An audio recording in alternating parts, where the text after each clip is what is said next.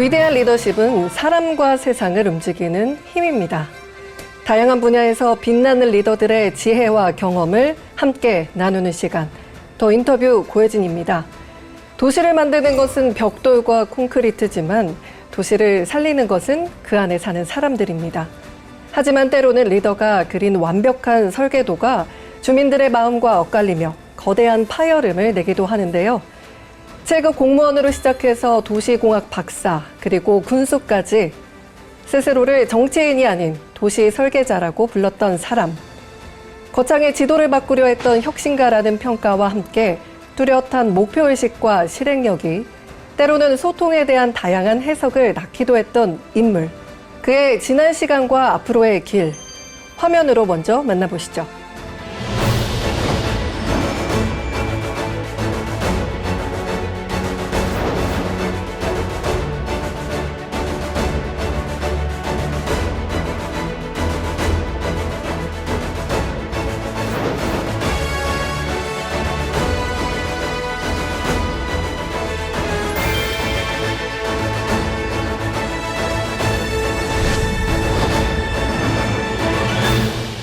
네, 군수님 어서 오십시오. 네, 반갑습니다. 네, 반갑습니다. 지금 2022년 이후에 이런 방송 오랜만에 하시죠? 예, 맞습니다. 네, 오랜만에 나오는데 많이 떨리네요. 제가 편하게 해드리겠습니다. 감사합니다. 네, 그간 어떻게 지내셨을까요? 예, 2022년도에 뭐 소위 이제 선거에서 실패를 하고 사람을 한번 둘러보는 그런 어떤 계기 시간들을 좀 가졌습니다. 그 이후에 그래도 공부를 좀 하면서 그래도 지방 소멸시대 우리 거창이 너무 걱정이 되는 것들이 많고 해서 뭐 현장을 좀 많이 좀 둘러보면서 뭐 농업의 현장 젊은이들도 만나보고 또 청년이 없는 마을도 한번 가보고 그러면서 행정가가 아닌 바깥의 일반 자연인으로서 뭐 거창을 좀 바라보는 그런 시간을 보면서 또 앞으로 또 우리 거창을 어떻게 가야 되겠다. 그런 걸 또 계획을 또 체계화해보는 그런 어떤 성찰의 시간으로 뭐 보내고 있는 중입니다. 굉장히 뜻깊은 시간 보내셨을 것 같다는 느낌이 강하게 듭니다. 자, 오늘 그 이야기를 아주 길게 좀 풀어볼 건데 일단 제가 오늘 군수님께서 나오신다 그래서 또 이력을 찾아봤습니다. 그랬더니 좀 특이하세요. 정치인으로 시작하신 게 아니라 일단 7급 공무원으로 출발을 하셨습니다. 그리고 도시공학 박사까지 이뤄내시고 그 후에 이제 군수가 되셨는데요. 군수님께서는 스스로를 좀 행정가라고 판단을 하시는지 아니면 도시를 설계하는 전문가라고 생각하시는지요? 큰 틀에서는 뭐 행정을 30년 하고 군수를 했으니까 행정가라고도 얘기를 하겠지만도 저는 또 좀 세부적으로 보면은 그래도 도시를 설계하고 지역을 발전을 시키는 어떤 그런 도시 설계자의 개념이 아니냐. 왜 그러냐 하면은 이거는 미래의 어떤 단순한 어떤 계획을 보다는 미래의 10년, 20년, 30년을 보면서 계획하고 또 피드백을 해서 계획을 잡아서 진행해가는 그런 일로 주를 했기 때문에 강의적인 측면에서는 행정가라도 좀 세부적인 측면에서는 도시 설계자가 아니냐 이런 생각도 해보는 중입니다. 또 요즘에 후학 양성에도 굉장히 힘쓰셨다면서요? 예, 그동안 제가 그만두고 난 이후에 저 지방에 있는 대학에서 그 석자 교수로 있으면서 학생들을 좀 가르치는 그런 시간들도 많이 좀 가져보고 보람 있는 시간을 좀 가지고. 알겠습니다. 자, 그럼 이렇게 저희가 문을 열어봤고 이번에는 미리 주신 사진이 있지 않습니까? 그 사진들을 보면서 이제 정말 결정적인 그 순간들이 언제였는지 함께 이야기를 나눠보도록 하겠습니다. 자, 첫 번째 사진 보여주시죠. 이 사진은 아마 딱 봐도 학창 시절이 아니신가 싶은데요. 이 시기가 변곡점이 되셨다, 뭐 이런 뜻이 될 텐데 설명을 좀 부탁드립니다. 이게 제가 이제 고등학교 때 사진인데 실제 고등학교 때 제가 생활기록부에 보니까 꿈이 거창 군수다 이렇게 적어놨더라고요. 그리고 이거 왜 그래 되냐 하면은 저희 어른이 그 거창에서 그 비닐하우스 촉성 재배를 좀 대규모로 아마 처음으로 하셨을 거예요. 좀 이렇게 많은 사람 넓은 타우지 했었는데 중학교 2학년 초까지는 그런 대로 뭐 중산층으로서 생활을 하다가 그 2년 동안에 그 봄장마로 인해 가지고 수학 시기에 이게 피해를 많이 봐가지고 2년 연속 그런 피해를 보니까 중학교 때 한번 학교 갔다 오니까 집에서 빨간 딱지가 막 다 붙는 어머나. 그런 네. 상황이 있었어요.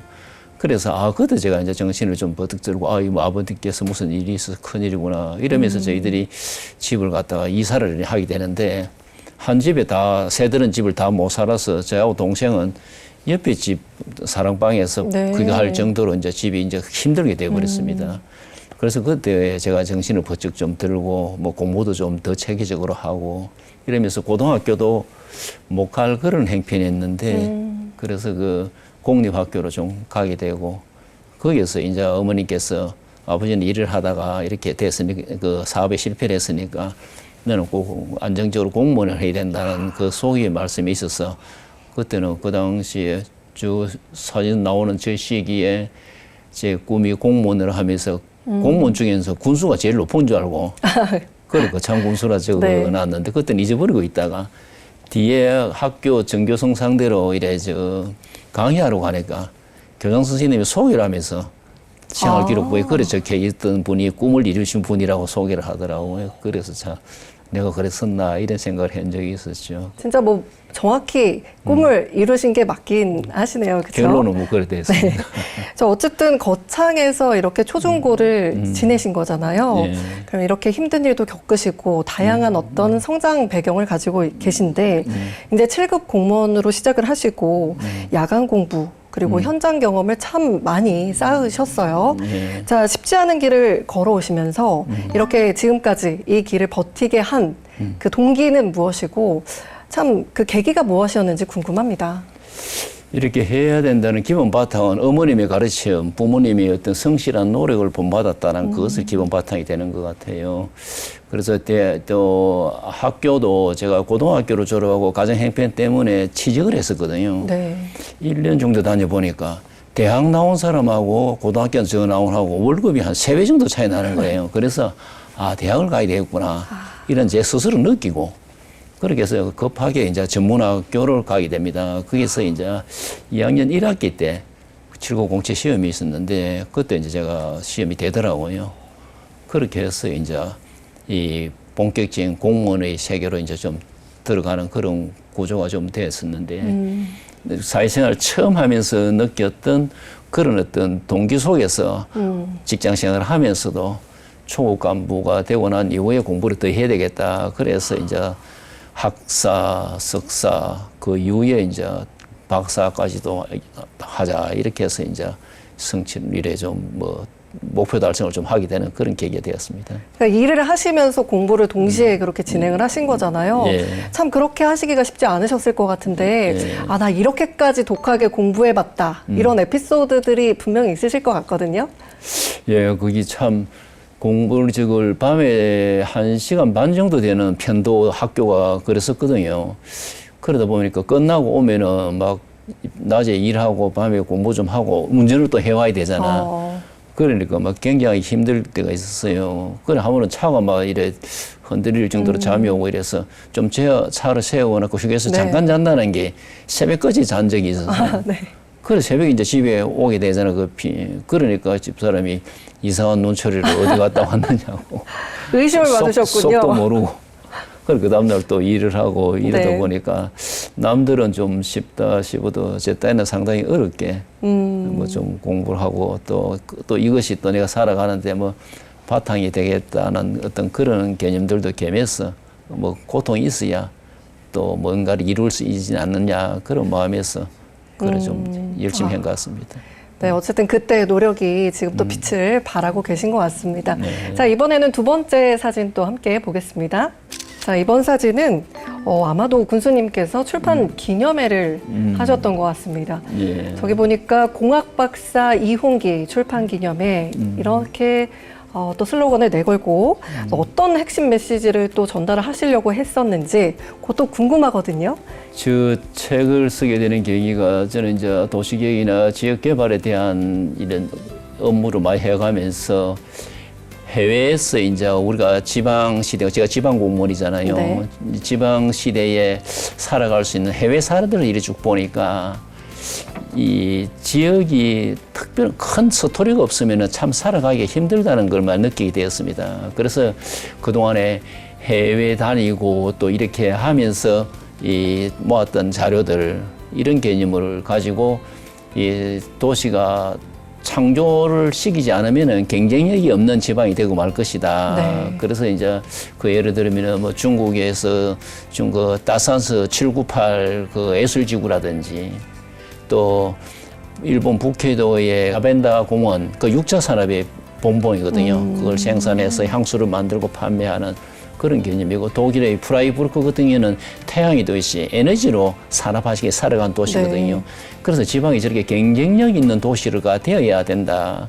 그래서 그걸 바탕으로 해서 사례를 가지고 거창도 이렇게 좀 체계적으로 창조가 되는 때 만들어서 창조적인 그런 도시를 만들 때 경쟁력이 있을 것이다. 어느 지방이다 마찬가지다. 이런 개념에서 이 책을 좀 집필을 하게 되었습니다. 꼭 읽어보고 싶다는 생각이 들고 네. 제목도 굉장히 좀 강력하게 좀 메시지를 강력하게 담으신 느낌이라서 매력이 느껴집니다. 자, 책에서 강조를 일단 말씀하신 것처럼 창조 도시가 경쟁력이라고 말씀을 하셨는데 이러한 철학이 결국에는 사람이 많이 찾아오고 네. 머물어야 된다는 그런 그렇죠. 의미가 되잖아요. 네. 자, 그러면 군수 재임 하셨던 그 시절에 네. 이 적용하신 어떤 그런 정책들이 있을까요? 모든 정책의 큰 바탕은 이제 이 책의 어떤 정신이었습니다. 그래서 이제 거창에 사람이 오게 하기 위해서 네. 우선 임팩트 있는 것을 뭐인가 있어야 갈 거 아니냐. 그래서 그 당시 슬로건도 매력 있는 창조 거창이 군정 슬로건이었습니다. 그리고 매력 있는 거창을 만들기 위해서 우리는 거창에 가면 지금 창포원이라고 지금 만들어 놓은 그 창포원 한 30만 년 평에 만들 창포원이 있고 네. 또 가조에 가면은 그 항로와 힐링랜드, 그 군유지 한 50만 평짜리에다가 또 하나 만들었었고, 가막산에 또 레이저 관측소를 유치를 하고 거기다가 하늘을 보는 가리키는 별바람 언덕도 계획을 했었고, 네. 추진했었고, 그 다음에 이제 고지에 이제 체험거리 있어야 되니까 익스트림 타운도 이래 만들었었습니다. 그래서 지역 전체가 매력 있는 지역을 만드는 그런 어떤 기반들을 갖다가 이 책의 바탕으로 해서 지금 추진을 좀 그래 하고 했습니다. 저는 제일 궁금한 것이 그 항로와 산림 휴양타운 굉장히 네. 궁금한데요. 네. 여기 가면 늙지 않는 건가요? 아유 그렇습니다. 오십시오. 거기 또 네. 이 Y자 출렁다리를 해갖고 이제 뒤에 만들고 거기도 뭐 충분히 휴식도 하고 힐링도 할 수 있는 좋은 공간에 있는 그런 곳입니다. 아, 참. 언제든지 오시면 환영합니다. 네, 알겠습니다. 다음 사진도 함께 살펴보시죠. 이 사진은 또 어떤 상황일까요? 좀 자세한 설명 좀 부탁드립니다. 우리 거창에는 그 도심 인근에 그 성산마을이라는 나한자촌이 있었습니다. 그런데 거기에서 양계압을 그 주민들이 하시는데 거기에 그 냄새 악취가 옆에 인근의 학교나 아파트로 다 들어오는 아주 고질적인 오래된 고질 민원이었습니다. 네. 그럼 많은 분들이 저걸 해결해 달라고 하는데 그걸 해결할 길이 없는 차에 법무부에서 전국의 법원 검찰청이 있는 지역에는 구치소를 설치할 계획이 있다. 그래서 거창이 2015년 이후에 대한다 하길래 그걸 정부가 하는 사업 구치소를 저 자리에 유치를 해서 네. 민원 문제도 해결도 하고 또 정부의 정책도 받아들이고 네. 이렇게 하면 좋겠다 해서 이제 구치소 그 법조타운 추진을 이제 하게 됐는데 그때 이제 큰 틀에서는 이래 주민들하고 협의도 되고 의회 승인도 받고 이래 잘 진행했는데 일부 그 주민들이 학부모들이 좀 정서에 안 맞으셔 가지고 조금 반대하는 그런 어떤 갈등의 민원이 좀 있었습니다. 그때 이제 같이 협의하고 했던 그런 사항들이었습니다. 아무래도 이제 사진만 보아도 군수님의 아주 깊은 뭔가 충격과 상처의 시간이 좀 되셨을 것 같은데 어떤 심경을 가지고 저 상황을 대처를 하셨는지요?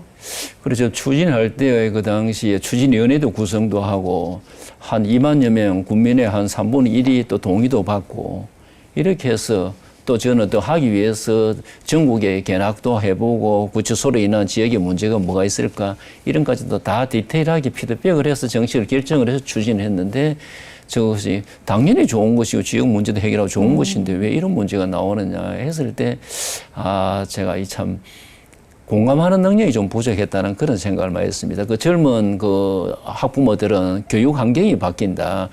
학교 옆에 구치소가 재수자들이 나와가지고 우리 수업 갔다 온 학생들한테 어떤 일이 있을지도 모르지 않느냐. 이런 어떤 정서가 제가 미처 헤아리지 못하는 그런 어떤 사항들이 지역의 갈등을 만들어내고 그로 인해서 또 제가 일하는 데도 큰 영향이 오는 그런 사건들이 아니었나 그런 생각을 하면서 이 가정을 좀 중요시 해야 되는 그런 공감할 수 있는 그런 능력을 좀 키웠어야 되는데 너무 강한 추진력으로 또 밀어붙였던 그런 어떤 결론이 아닌가 이래 생각하면서 항상 이리 좀 미안한 마음을 가지고 있습니다. 네, 다시 한 번 더 여쭤보고 싶은데 방금도 말씀을 하셨지만 그 해결 방안으로 어쨌든 생각을 하신 아니었잖아요. 네. 일석사조의 완벽한 해법이라고 그 당시에 말씀을 하시기도 했고 왜 그런 공학적 논리가 학부모님들을 설득을 하지 못했다고 생각하세요? 정책의 규정을 이거 우리 성과를 봐서는 확실하잖아요. 지역 문제 해소, 국가 돈으로 해결한다. 그로 인해서 그 사람이 들어와서도 지역도 사람도 좋아지고 이런 어떤 좋은 이점이 있는 상황인데 같이 어울려서 함께 만드는 정책을 좀 부족한 그런 일이 아니었나 그런 생각을 하고 있습니다. 어찌됐건 그 당시에는 찬반의 논란 속에서 굉장히 힘들게 예. 추진이 되다가 현재는 어쨌든 완공이 돼서 예. 잘 돌아가고 운영이 되고 있다는 얘기를 들었습니다. 예. 이제는 이렇게 시간이 흐른 뒤에 이렇게 정상적으로 운영이 되고 있는 이 현실을 또 바라보시면서 어떤 생각을 하시는지 궁금합니다. 그래서 제가 이 구치소 정책 자문위원을 하고 있거든요, 지금. 그리고 그 당시 우려되었던 그런 일들은 하나도 없었고, 네. 학교 환경에 뭐 영향을 준 그런 상황이 현재까지 없고, 그 주변에 오히려 아파트가 더 들어서고, 또 주변 지역이 더 개발도 되고, 그런 상황에서 다행이다는 생각을 하면서, 그래도 한편으로는 조금 더 공감할 수 있는 어떤 그런 어떤 여건들을 좀 놓친 점을 항상 아쉬워하고 있습니다. 그렇다면 저 시기로 다시 돌아가신다면 공청회를 조금 더 개최를 하실 거예요? 아니면 사업을 포기를 하실 거예요? 사업은 당연히 해야 되고 더 도시 설계자라는 그런 개념에서 뭐 구조를 이래 결론을 만들어 놓고 이렇게 좀 추진하기보다는 그래도 이제 더 다양한 층의 주민들의 의견을 수렴하고 더 듣고 더 챙겨가면서 설득을 시켜서 했어야 되지 않았겠나 그런 생각을 합니다. 자, 이번에는 좀 독특한 질문입니다. 네. 저희가 AI에 항상 질문을 던집니다. 네. 자, 이분은 어떤 정치인인 것 같습니까? 하고 AI 질문을 던지는데 그 이용기 군수님 같은 경우는 이렇게 나왔어요. 차가운 머리와 뜨거운 가슴 사이에 고민하는 리더. 어떻게 마음에 드십니까? 아이고, AI가 똑똑하네요. 네. 그래, 어찌 보면은 저는 그 정책의 결정을 사전에 많은 피드백을 하고 또 경우의 수에 대한 대응도 해가지고 정책 결정을 하고 이 근거에 의해서 진행했었습니다. 네. 그러다 보면은 뭐 차가운 머리라고도 할 수 있는 그런 상황들이지만 그렇지만 또 아쉽거나 힘든 부분에 대해서는 구석구석 좀 챙겨보려고 하는 그런 마음을 두고 있었습니다. 그래서 저는 어찌 보면은 뭐 이 정책의 어떤 정확한 일관성을 가지고 이 국민 모두가 행복해 할 수 있는 어떤 그런 어떤 일을 하는 마음을 좀 가까이 주는 정책과 마음 소에서 균형을 잘 밸런스가 돼야 되는데 마음적으로 좀 더 가야 하는 정책을 해야 되지 않느냐, 일을 해야지 않냐 그런 생각을 좀 하고 있습니다. 네. 마지막으로 이 시청자분들께 그리고 국민들께 하시고 싶은 말씀이 있으시다면 해주시죠. 네. 국민 여러분, 저 이용기가 그동안 살아오면서 많은 분들한테 신세도 지고 마음의 빚도 많이 졌습니다. 저를 바라보는 어떤 그 시각이 어찌 보면은 이 큰 틀의 정책을 한다는 공동체를 걱정하시는 분들은 많이 좋아하실 상황이겠고 또 어찌 보면은 저 하는 일이 많이 부족해 보여서 싫어하시는 분들 많이 계셨을 것입니다. 저를 지지하신 분들께도 감사드리고 또 싫어하셨던 분들께는 또 죄송하다는 말씀도 아울러 드립니다. 앞으로 이 거창이 지방 소멸 시대, 미래 30년을 준비하고 지금 우리 시대에 해야 될 사항들이 너무나 많기 때문에 마음의 빛을 지은 모든 분들께 일로서 분명한 보답을 하고 그 성과로서 보람을 느끼도록 확실하겠습니다. 많이 부족하지만 지켜봐 주시고 걱정해 주시면은 희망찬 거창을 만들어서 멋진 거창을 미래 세대에게 물려주도록 하겠습니다. 열심히 하겠습니다. 대단히 감사합니다. 네, 오늘 군수님의 진솔하고 용기 있는 대화 정말 인상적이었던 시간이었던 것 같습니다. 자, 오늘 멀리서 이렇게 발걸음 해주시고 자리를 빛내주셔서 고맙습니다. 도시를 설계하던 전문가의 시선 속에 사람의 온기를 품으려는 뜨거운 공감까지 더해진 것 같습니다. 지금 말씀을 듣다 보니 성공한 행정가보다는 실패를 딛고 일어선 어른으로 많은 분들이 기억하시지 않을까 합니다. 실패를 거름 삼아 더 단단한 뿌리를 내린 준비된 도시 설계자로서 면모를 다시 한번 확인할 수가 있었는데요. 거창의 새로운 30년을 위한 원대한 포부가 실현되시길 바라고 응원하겠습니다. 우리 시대 진정한 리더를 만나 진솔한 이야기를 듣는 더 인터뷰. 저희는 다음 시간에 다시 찾아뵙겠습니다. 고맙습니다.